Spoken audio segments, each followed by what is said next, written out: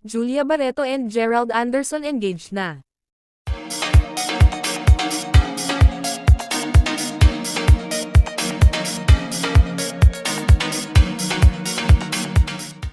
Kasalukuyang nasa bakasyon ngayon ang magkasintahang Julia at Gerald na kung saan sinusulit ng dalawa ang vacation nila together, isa sa pinakasikat na lugar ang kanilang pinuntahan at tamang-tama sa mga magkasintahan o mag-asawa.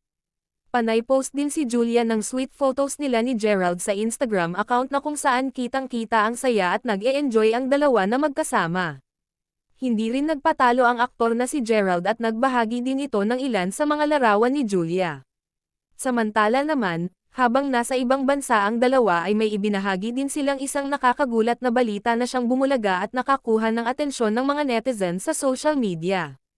Ayon kasi sa isang social media influencer engaged na umano si Julia Barreto kay Gerald Anderson, matapos mag-propose ni Gerald sa kanya habang sila ay nag-e-enjoy sa Denmark.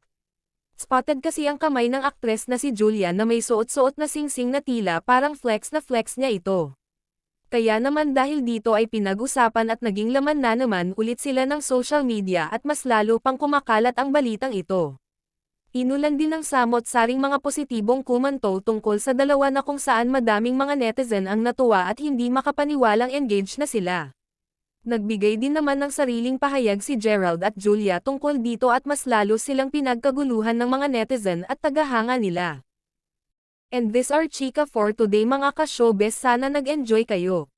Don't forget to like, share, subscribe and click the notification bell for more updates.